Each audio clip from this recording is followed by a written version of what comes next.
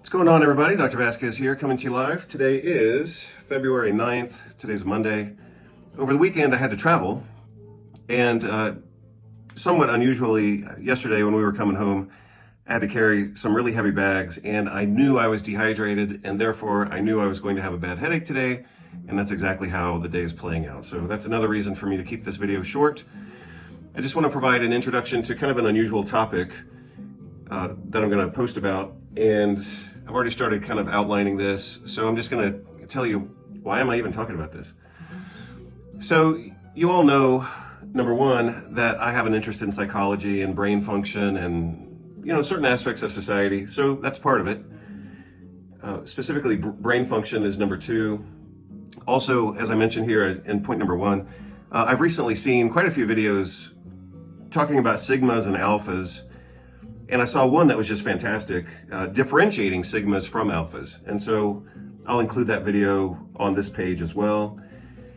Over the weekend, another reason for me to kind of have this on my mind is that over the weekend, I actually met, for the first time in a long time, I actually met an alpha male. I haven't met an alpha male in a long time. I haven't seen an alpha male in a long time. And this guy was definitely an alpha. And so as I say here in my introduction, I just met this guy. I never knew him before. He was introduced to me by obviously some people who knew him.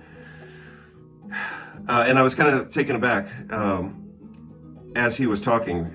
I was kind of shocked for a moment, I guess, because as I say here in my introduction, he was very clear in his vision. He was very articulate. He was actually a little bit verbose. He appeared to be highly competent and very ambitious, very aspirational. And that's exactly what you would expect from an alpha. And yeah, I hired him right there on the spot. Contracted with him is probably a more accurate way to say that, but yeah, he got the job, basically. And so that's exactly what you would expect in an interaction with an alpha. And so I was kind of surprised by that. So again, that's part of why this has been on my mind today. And even though I have a headache, I thought, well, I'll start talking about this. Number four, as you'll see on the page where I post this video, in the conversation of alphas and sigmas, I've been working with an alpha sigma for the last 8 months, and tomorrow, probably, this week for sure, but probably tomorrow I have to fire him.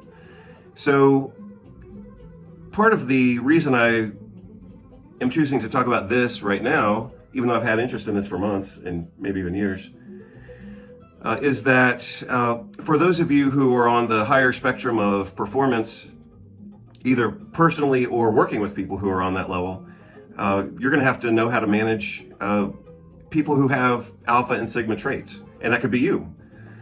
But it could certainly be, employees and professionals who perform at a higher level. So distinguishing between alphas and sigmas, I think, has value because you can see their personality traits. If you understand them and can identify them and differentiate them, then you know what their goal is, you know what they're aiming for.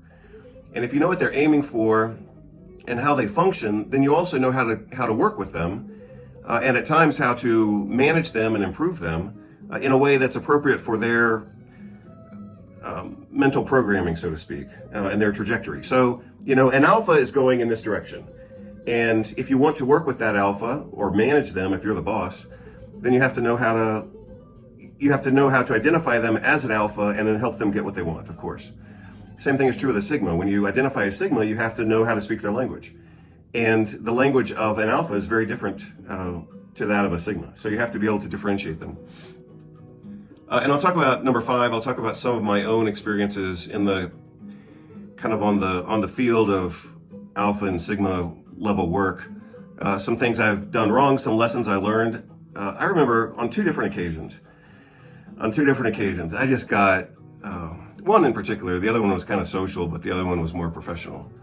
Actually, two different times. But I remember I was working with another academic friend of mine, and he was kind of in charge of the program, and I was the program, but he was, kind of the boss of the way that it played out on his campus. And he taught me some things one day. Oops, sorry. Getting a call. Oh, actually I have a meeting at 4 o'clock, so I'm going to decline that call right now, and then I will end this video and go take care of that because I have to meet with somebody in 10 minutes. So anyway, like I was saying, I got kind of helped, let's say. I got helped by this guy who was also he was definitely an alpha within his range. And so he helped me, and so I'll talk about that at some point. So hope you're all doing well. Take care. That was the quick intro, and I gotta go. Bye.